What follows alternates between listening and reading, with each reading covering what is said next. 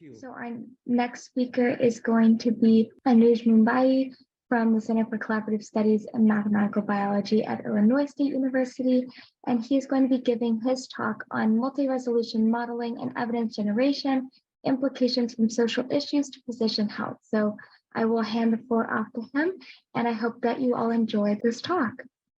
Thank you very much, Rachel. Greetings, everyone. Again, was listening to other talks, also very interesting conversations on different topics. So I thought of doing also a little bit different flavor than other talks, and wanted to talk about some of the things that we are discussing, and we have learned it from the COVID-19 challenges, and how we are addressing those challenges, and we are calling that methodology as a multi-resolution modeling. And there are some challenges that happens with evidence generation. Evidence is the data that goes in the model, or that is used to validate the model. Okay, where is my screen? It is. Okay, so my outline of my talk is actually I will be talking a little bit about historical perspective, some modeling challenges that we faced from COVID-19, some techniques that we are now used to using, but we lack some kind of skill set in that as a modeler. And then, can you all see my screen, right? Yes. Yeah, okay, awesome. And then basically, I will be talking about that multi-resolution approach that I'm mentioning in here. So I want to start with this book, which is a very old book. This was published in 1974, and the title was Who Shall Live? And there's multiple examples of real life and social science, and as well as healthcare sectors. By the way, I'm working in a healthcare, so I do use many examples from historical perspective from healthcare in my modeling work. So there's one example in particularly where the authors discusses that in 1970s, Nevada and Utah has very similar healthcare use pattern. How people were using healthcare were very similar to in both the states, and the size was almost similar. But the average life expectancy was quite different in the two states in 1970s and early. So this remains a big puzzle in a healthcare sector. Why, if all the infrastructure and the way healthcare is used currently remains the same, why the life expectancy differs between the two states? So it's until 90s, it was not clear why it was the case. And it was realized the authors, in 1970, it was not clear. So authors did some kind of data analysis, additional data analysis, and suggested later on that it was health behaviors and social factors. They were quite different between the two states, and therefore that was impacting how long people live and quality of the life also in the two states. So he stresses the fact that, what is important in that is we have to make a judgment call in light of expanding data, but not only that, also in impact of based on new statistical or methods in general that are available. And many times what happens, we as a modelers have learned something in our doctorate program or in somewhere, and we use it as a hammer every time we see a problem, and we try to apply the same problem everywhere. So this is the important examples which highlights some of the challenges we face when we addresses the issues from a real life today's. For example, a lot of mathematical textbooks are using physics-based examples, which were 80s, it was 1980s, it was quite important, and 90s, it was quite important. But now biological importance have started to pick up. And so the examples in the classroom or in the real life needs to be changed or maybe directed in a different dimension. Now, another example I wanted to mention to you, and this is related to the evidence. What is that evidence? We always talk about, oh, we have built a mathematical model. Where could we find the data, right? So I want to stress something here is that, big tech are Microsoft, Apple, Amazon. These are the big tech companies, and they have been pioneered in technological tools. But they failed in last decade and a half. They failed miserably in healthcare sector. And I'll give you an example, for example. So healthcare industry is very, very big. It's $4 trillion market. And so everyone wants to put their hands into it. So for example, Google Health was disbanded. The company was completely disbanded now, Google Health.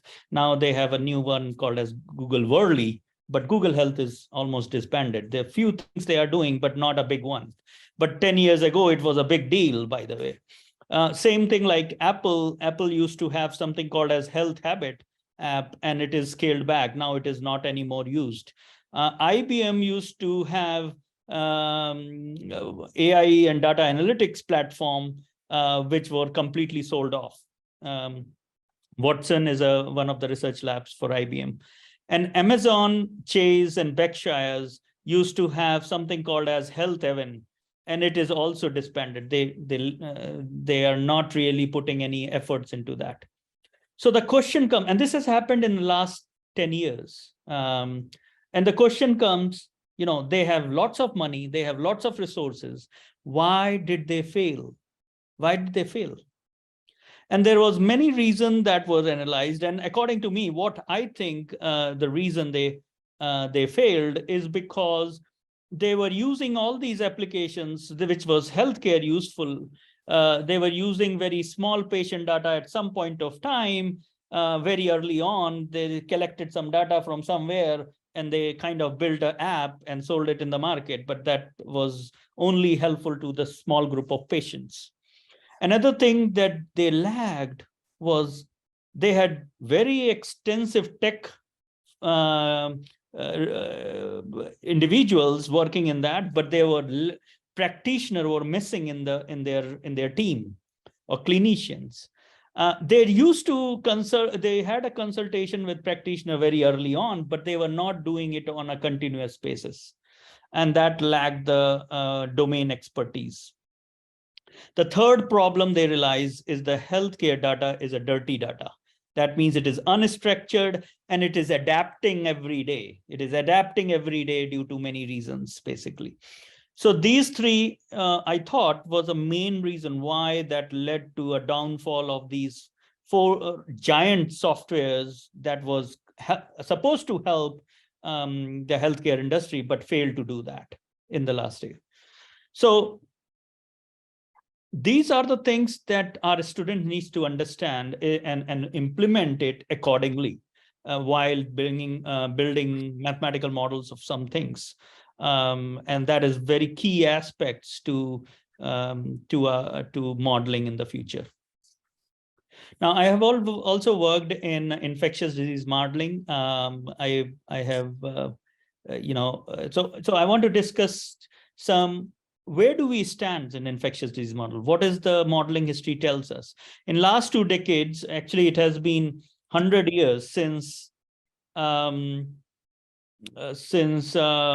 Ross has got a he had a malaria models which 1902, and so and in fact John Grant was the first one in 1600 that categorized mortality in the city based on the disease, and just a table at that time 1600, the table categorized based on disease and characteristics and symptoms, mortality data. That table itself was a model in 1600.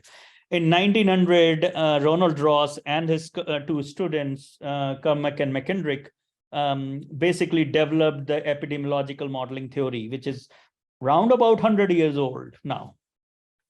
And they brought this threshold phenomena, which we call it today as a reproduction number.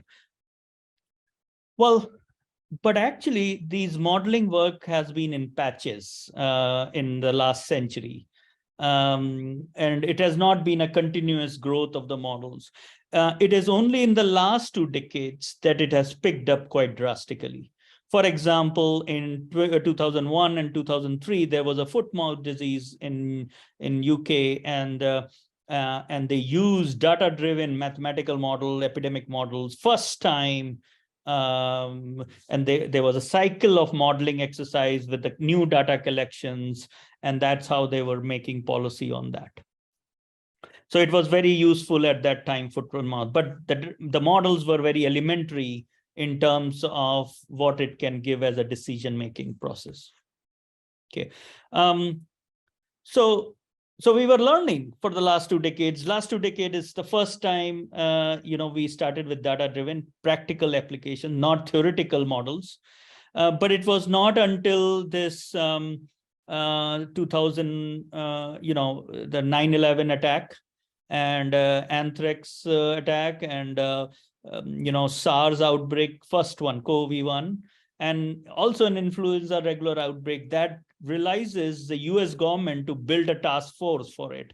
So in 2005, this was the first time the task force, unique task force was established. And this unique task force, there was anthropology in that was a mathematician in it, there was a virologist in it, there was a historian was there.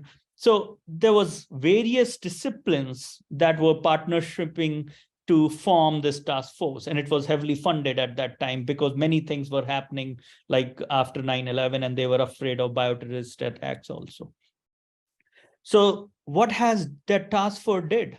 Well, if you recall, 1918 Spanish flu was very bad outbreak for humanity, and it has killed millions of people. And but this disease was not studied until this task force came into existence. And then there was a series of papers understanding that 1918 Spanish flu. And there were lots of literature that came, but they were basically devoted to flu at that time. And since 2005 till 2012, there is extensive amount of influenza that we learned about influenza and many outbreaks that has happened in the past, especially 1918 Spanish flu. So this was the true fact, and that is the time when we also understood something called as flattening the curve. Basically, flattening the curve is this. If you see on the right side the picture, if the peak is the red one, you are pushing the peak to the right and lower. And basically, what you are doing is you are delaying the epidemic, and you are reducing the number of cases at the given time to be low. And the reason you want to do that is because you have limited healthcare resources, and you want to use those resources if anyone gets a serious symptoms. So this is very helpful, and that was called as a flattening the curve. And that the term came into existence due to the work from the task force and the collaborators for that team. So that was the big history. But remember, that also led to flu forecasting. And if you recall, there is a word that you are probably hearing in the news called as ensemble modeling technique. That means there are a collection of models used for same under different assumption, each model having different assumption, and you are doing the same prediction using all the models, and you are averaging the result of some sort to give the final prediction of the outbreak. So flu forecasting started in 2013, and that was a result of this funding to the task force.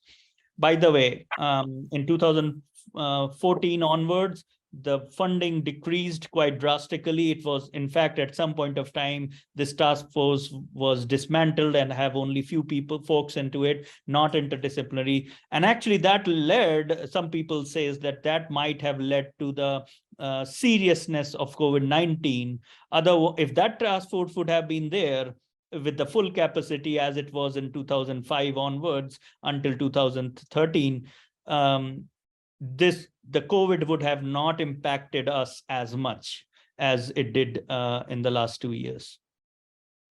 So that was the good history of that. So flu forecasting started in ensemble. It was done in patches. Ensemble models are now become techniques for understanding the epidemics.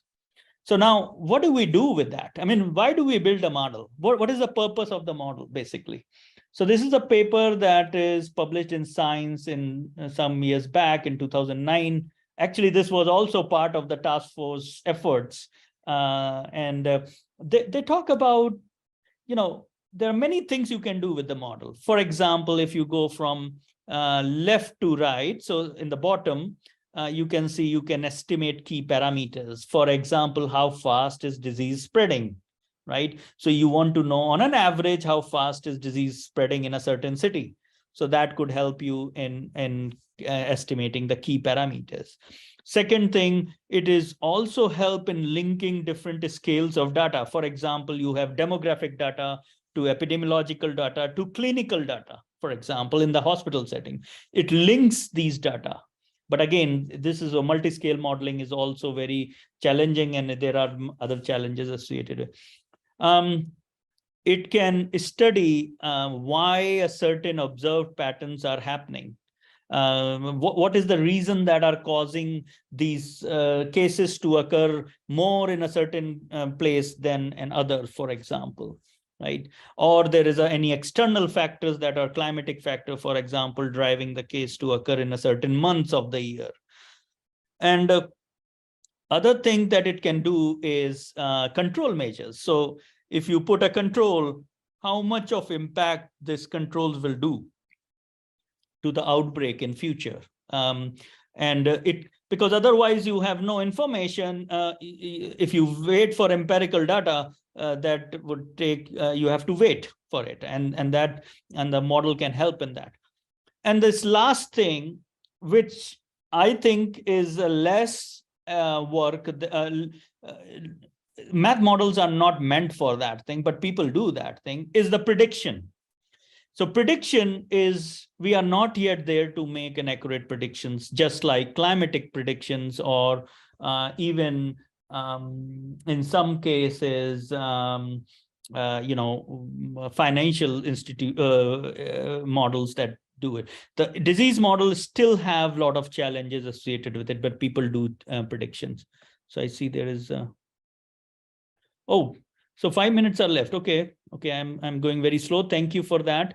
So there are limitations. The limitations are basically strains, evolving strains, population behavior are changing, population heterogeneity, chronic disease related to it. There are many features that led to challenges with the disease. So what are the modeling techniques? Well, the modeling techniques captures population mixing, how the population is mixing in the population, how age group makes, how gender makes, how race and ethnicity makes. All these things are population mixing. How is the population behaviors due to intervention? Intervention impact changes the behavior of the. So there is small peak and then large peak, or the large peak then. So you have to capture that features, or fear of infection. There's a shoulder and plateau that you have observed, people observed due to the fear of infection. So these have to be captured in the model. So there has to be certain nonlinearity that goes into the model that creates that kind of trends, patterns, basically. So, so in the modeling world, what we do is there are different layers of models, and in order to make a policy decisions, we are looking at disease dynamics that we focus on, but economic modeling also, population behavior modeling, and psychological, the mental impact modeling also is now coming into pictures. So anyway, I'll go to so I'll give you this examples of sickle cell disease. There was a treatment of sickle cell disease that impacted the income of an individual. So here we are using different layers of models like PKPD, pharmacokinetics, pharmacodynamics model. We are using climate model like catastrophic models. And then we are using regression models, impulse, and finally dynamic models of economic models. So different types of model to come out to the answer. And the answer was based on what happens if you give a treatment in the body in a human, how much income it will generate for that patient. So think about the scales are very different. You're talking about treatment inside the body to income in few years down the line. So quite interesting example in that regard. Actually, I will skip there. So I want to show you this model actually of malaria. There is humans, mosquitoes, bacteria. They are now bacteria are basically these are malaria model is very common. So usually it is humans and mosquitoes are used, but the bacteria are biolarvicides. Basically, these bacteria eats the larva. And this is the control that is used. So how do you estimate the evidence for it? How do you get the estimates of it? So there are different steps you do. You need to scale it down, for example, because whole model, you don't have the estimates of it. So you divide the model into small chunks, and then you kind of find out if there is estimates data for available for each one of it, and then you kind of use it to estimate the parameter. So for example, you use literature review and census data. For example, you use time series data of mosquito abundance. You use time series of cases, incidence count. And you also use, for example, in this bacteria count and how the bacteria are working in terms of killing the larvae, basically. So different set of small models are used to estimate, and then you put it back in the main model, all the estimates to draw the conclusion. So what is a multi-resolution approach? I will come directly here, because this is the paper that we've published in 2022. And we talked about, things are changing. It is not the same model, same methods that we used to use is applicable anymore if we really want to address the real life problems. So there is a word called as nowcasting that we are doing, which is basically updating the new information in the model in a real-time basis. That is called as nowcasting. We are also using Pareto principle, optimization problem, which is basically saying, for stakeholders are different for the output. For example, patients versus healthcare insurance companies. Their goals are very different. So the optimal solution needs to be many of them and not single optimal solution. So that is called as a Pareto principle behind the scene. And of course, community partnership is what we are trying to stress upon in this models. So I'll stop here with these conclusions. I know the time is almost over. So the one thing which is highlighted in here today by me is like partnership model is the key for value estimation. We should not marry to a type of model or data sets. It's an adaptive procedures. And there is a multi-resolution approach that we are trying to build upon that requires the use of community. The people who are getting the benefit of that intervention needs to be also incorporated in this type of modeling. So I'll stop here. I think that is all I have. Let me see. Yeah, that is all I have. Thank you very much for your time. Thank you so much for your presentation. Yeah. We might have time for a couple questions if anyone has any lasting questions from this talk. Hi, Anshu. This is Leela Rakesh from Michigan. Sure. Can you hear me? Yes, I can hear you. Right. Okay.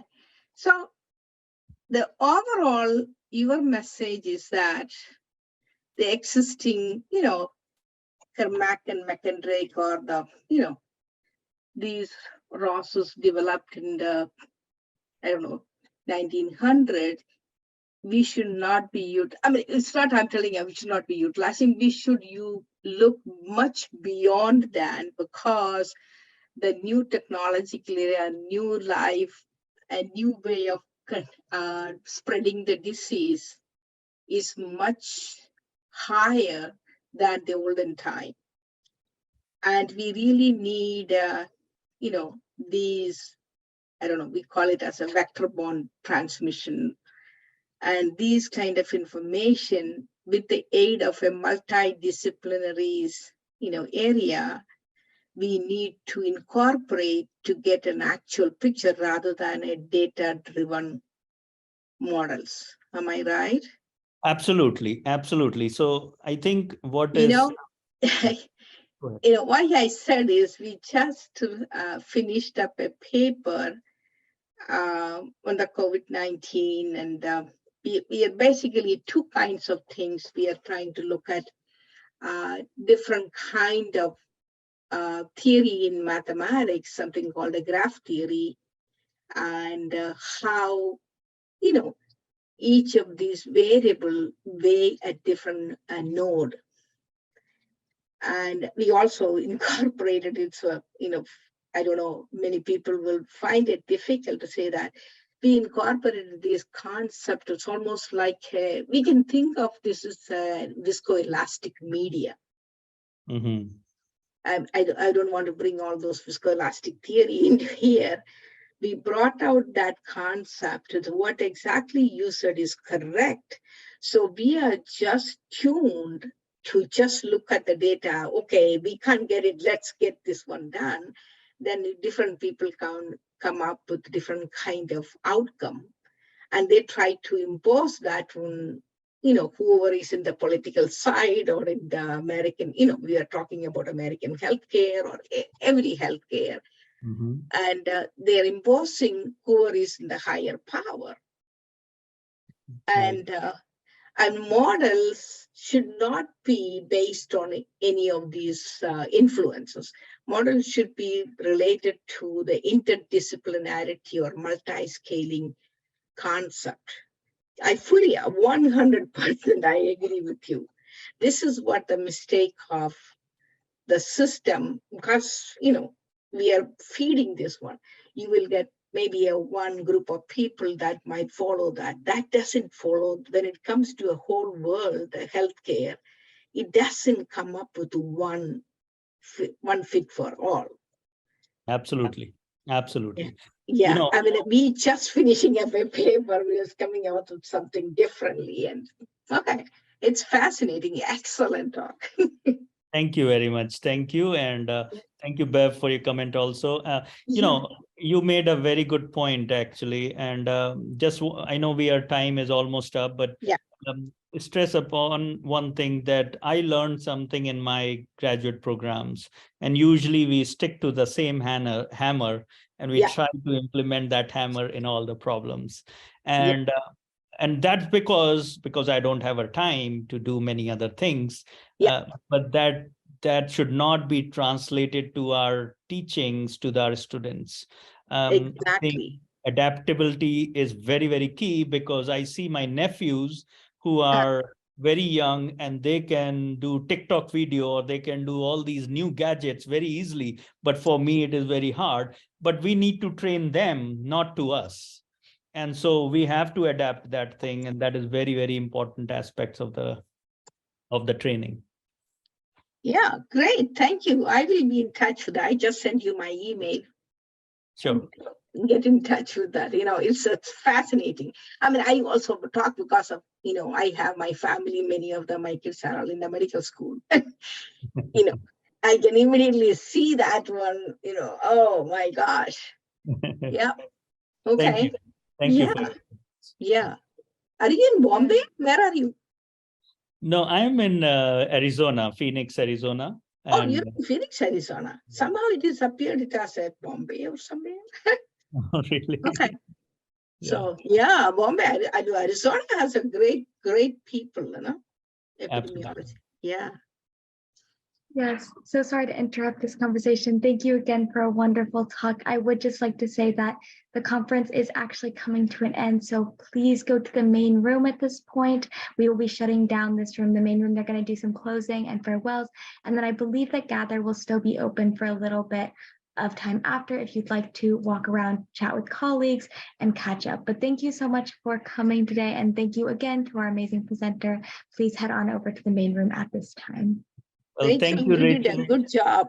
Rachel, you did a good job. Yeah, Rachel, you moderated very well. Thank you for Yep. moderating our session. Yeah. Thank you. I appreciate it. Thank you for the wonderful talk. Thank you. Thank you. Great talk. Thank you. Thank you.